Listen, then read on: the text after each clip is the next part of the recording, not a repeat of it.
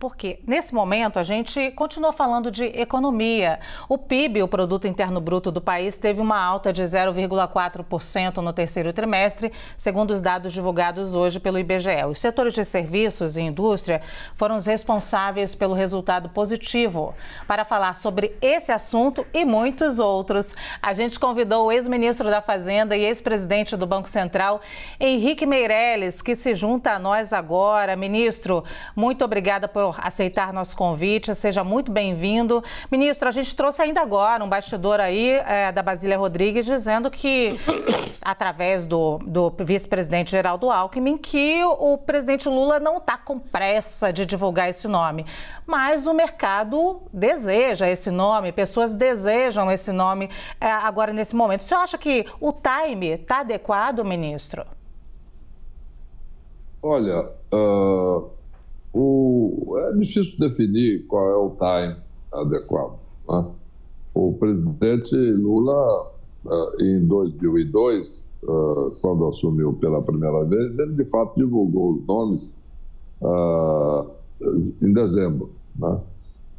Eu mesmo, quando fui escolhido presidente do Banco Central, ele só me convidou no início de dezembro. Então, é uma questão de estilo e que do ponto de vista absolutamente formal, não há grande problema. Ele tem que estar com o Ministério pronto no dia 1º de janeiro, quando toma posse. Evidentemente que é sempre bom sair um certo período antes, pelo menos, que os escolhidos saibam para que ministério irão, etc., para começarem a se preparar, pensar na formação de equipe, etc. Agora, o que não sabemos, evidentemente, é se os nomes escolhidos já estão informados disso e, portanto, já estão pensando no que fazer ou não. Se a não divulgação significa também a não divulgação para os próprios escolhidos, ou até, muitas vezes, existe a possibilidade dele próprio não estar totalmente definido ainda em relação a alguns nomes. Mas, de qualquer maneira, eu acredito que é ainda um período adequado para que ele possa assumir aí esses compromissos e convidar as pessoas e realmente anunciar. Agora, quanto mais cedo, melhor, não tem dúvida. A Priscila Yazbek, nossa analista de economia, vai se juntar a nós aqui nessa entrevista. Priscila.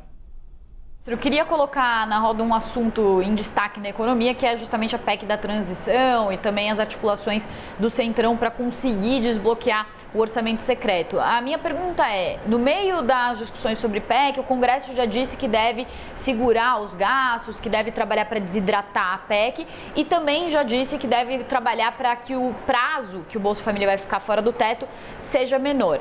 Em troca do aval à PEC, o que o Centrão está negociando é justamente desbloquear verbas do orçamento secreto nesse ano e para o ano que vem.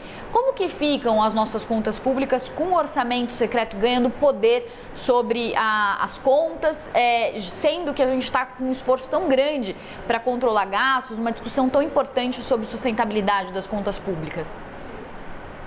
Olha, eu acho que aí tem vantagem e desvantagem. De um lado, o fato do Congresso estar colocando limites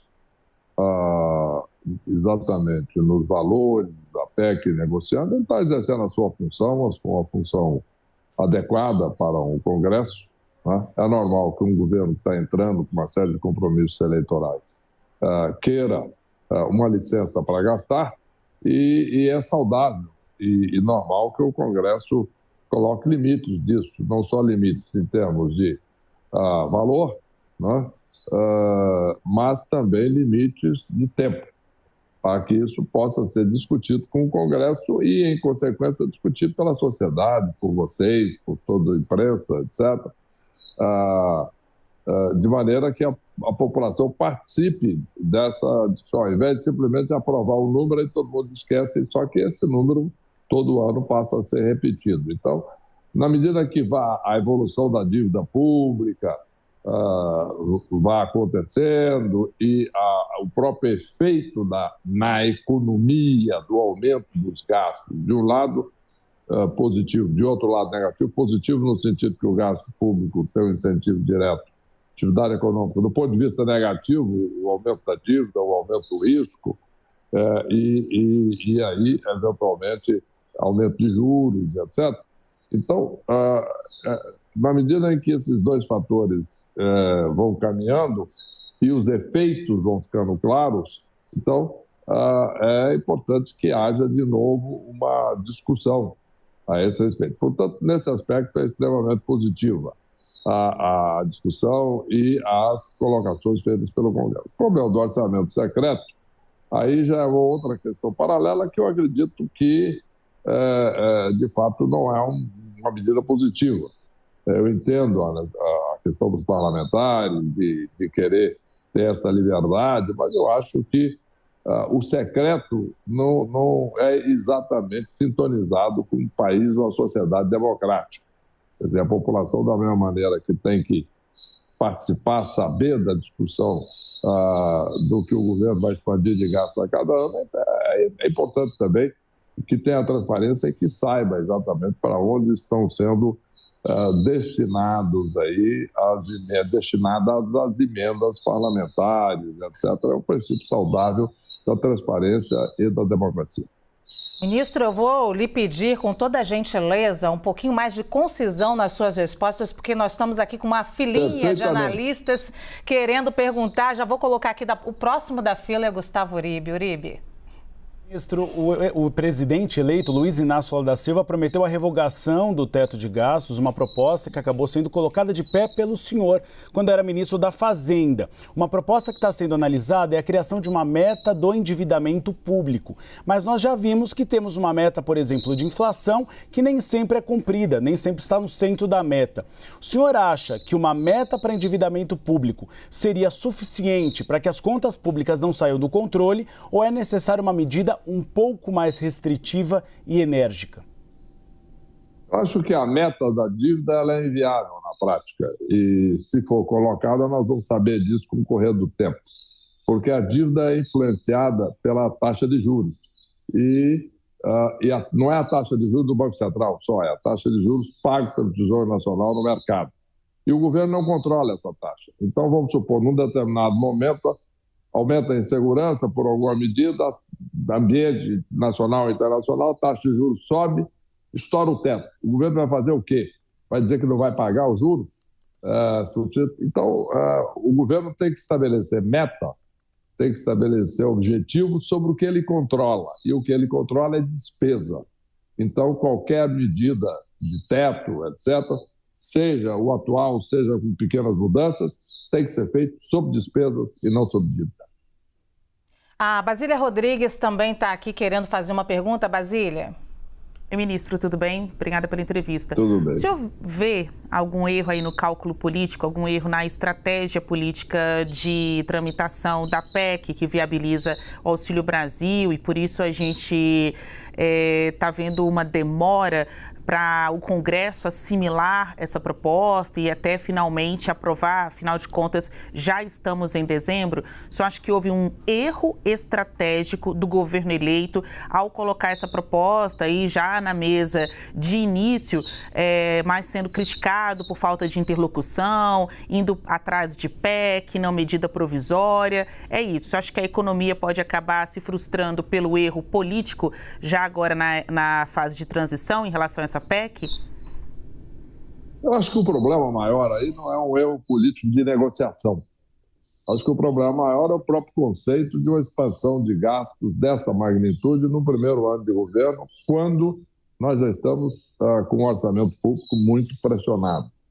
Quer dizer, no momento em que você propõe um aumento substancial de gastos públicos no primeiro ano e já com uma proposta de duração de 4 anos, eu acho absolutamente normal e saudável que haja uma discussão, uma resistência do Congresso Nacional, etc., e uma dificuldade de aprovar a PEC como proposta pelo governo. Então, eu acho que o Congresso está simplesmente cumprindo o seu papel saudável e democrático, né? Então, não acho, porque se tivesse uma negociação melhor lá, então aí sim estaria tudo resolvido. Eu acho que aí seria, quem sabe, se essa articulação fosse boa demais, seria até pior. porque poderia se aprovar coisas que são negativas para o país. Então, o problema é a discussão da essência, do conceito da medida, do tamanho dos gastos, do prazo pelo qual se decide, e isso é uma questão complexa para ser discutida, de fato, num prazo tão curto. Sim, ministro, o Nelson Barbosa, que é coordenador do Grupo Técnico de Economia, falou hoje, até aqui para a CNN nós mostramos a fala dele, um desejo do próximo governo de dividir o Ministério da Economia em outros 3 ministérios, Planejamento, Economia e Indústria e Comércio. Eu queria que o senhor falasse sobre isso, mas também sobre o aumento de ministérios agora no novo governo. Tem muita gente que julga, vai gastar muito com o aumento de ministérios. Qual é a sua opinião sobre isso? Bom, em primeiro lugar, eu acho positivo a reabertura dos 3 ministérios, porque são ministérios com finalidades diferentes. O Ministério da Fazenda foca na tributação, foca no giro da dívida pública, olhando para fora do mercado. Para fora do governo, para a economia, para o país. O Ministério do Planejamento administra a máquina pública. O Ministério da Indústria e Comércio é o canal de comunicação do setor privado com o setor público. Então, são funções diferentes que, colocando tudo junto, fica uma coisa quase que não manejável, não funcional. E não há grande ganho econômico, grande despesa juntando tudo isso, porque a máquina está toda lá dos 3 ministérios. Então, eu acho que é a medida correta a reabertura dos 3 ministérios e o foco de cada um no seu lugar devido e na sua função específica. Ainda existe, ministro, possibilidade do senhor integrar agora algum ministério do próximo governo? Não, eu não tenho planos nesse momento de integração do governo. Eu, inclusive, já disse, eu aceitei alguns desafios importantes aí do setor privado. Sou membro do Conselho Global da maior corretora de criptoativos do mundo, que é a Binance, onde eu tenho reuniões internacionais relevantes, constantes. Por outro lado, também estou organizando alguns projetos aí na área digital muito interessantes, muito importantes, e eu tenho períodos onde eu fico no governo, períodos onde eu fico no setor privado.